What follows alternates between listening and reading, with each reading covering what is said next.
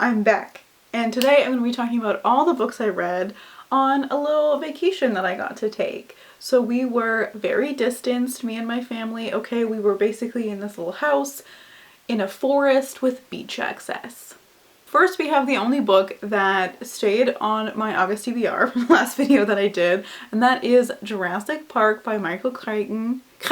And my god, I enjoyed this so much more than I thought I would. I also watched the movie and I also listened to some podcasts about it. And because of that intertextual media experience, I have so many thoughts about this book, particularly in a feminist reading of the book versus the movie, that I'm going to do a separate video on that'll be up in a few days.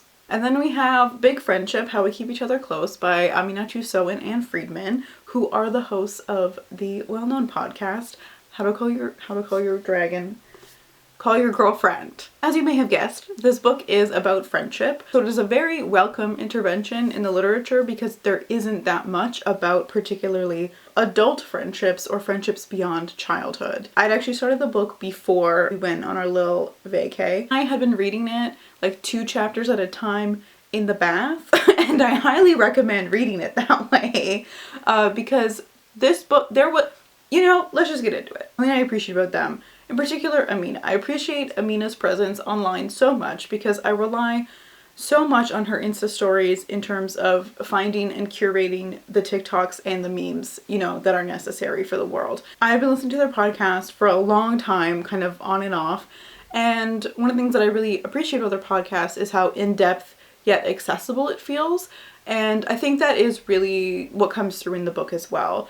It did start off a little bit slow for me because I was kind of expecting the analysis discussion immediately, but something that they've talked about on their podcast, as well as in the book, they felt like they did need to do a lot of setup about the beginning of their friendship. Then when you get into the chapters on chosen family, and I really appreciated the work that they did in terms of situating that within the context of the AIDS crisis and the way that queer and trans people have had to make their own family, as well as the chapter on shine theory, I was like, all right, I'm in. This book was so much more practical than I thought it would be, but in a really helpful way.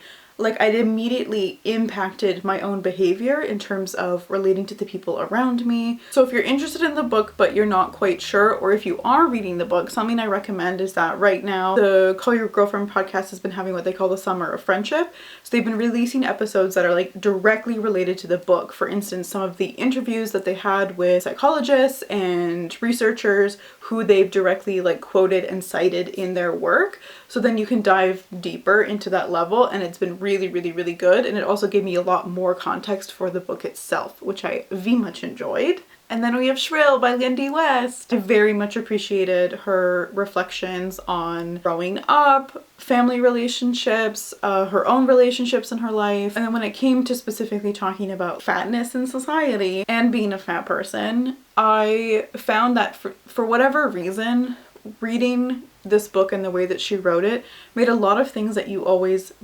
hear about diet culture and those kinds of things, and things that I know, but it just made them click for me. I don't know what it was. It had just been time and place, and it just came into my life at the right moment. Reading Lindy West write about the way that diet culture, capitalism, and body aesthetics, how those things genuinely steal your time from doing the important things that you do in the world. Just those kind of critiques, it just really solidified them for me. And so for that, it was so valuable. Definitely had some crying moments while I was trying to have a good time on vacation, but that was my choice, you know what I'm saying? In general, I'm very much looking to read more books on critical fat studies, fat acceptance, fat activism, not necessarily body positivity. We can talk about that later, but you know what I'm saying, kind of within this vein to even more academic. Please let me know if you have any recommendations. The sections where she talked about her experiences of being in the public eye or being at a certain kind of point in the storm around fat phobia discourse as well as rape jokes. And by discourse, I mean subject to garbage fire on Twitter. You know what I'm saying? But every time, when I read those chapters, I just got so heaty. It was a real visceral experience. hobbits. The last book I'm going to talk about is The Hobbit.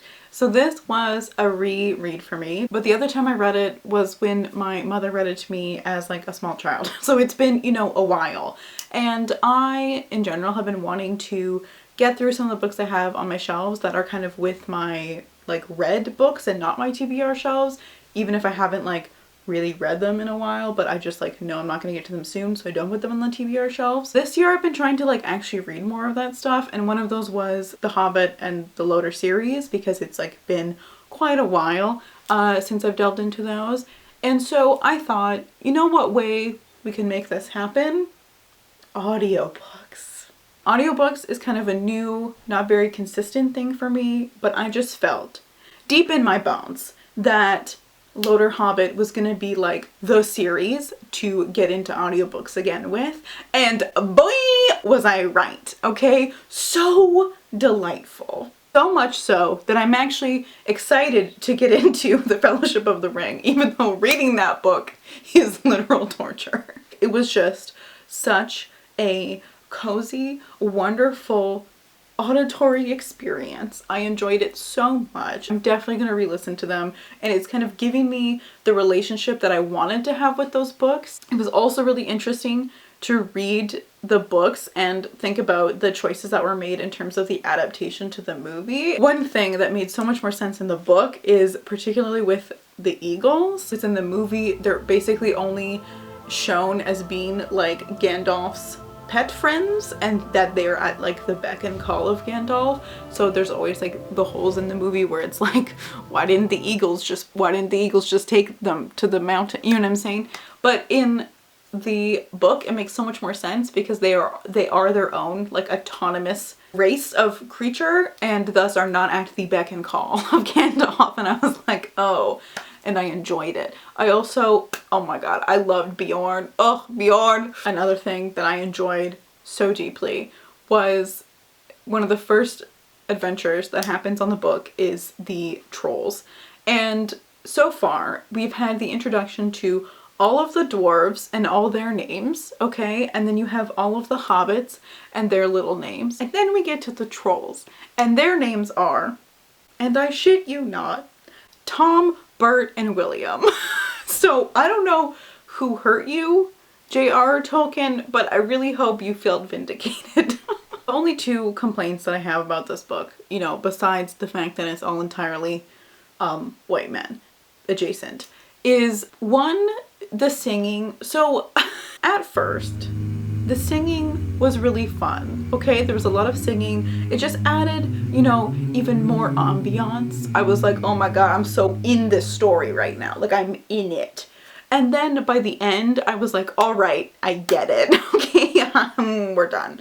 And then the other issue is, I don't know what was going on with the fat shaming in Mirkwood, okay? First, we had all that around Bomba, okay? Leave the man alone. Just let him be. And then also, I don't know why Bilbo was fat shaming the spiders.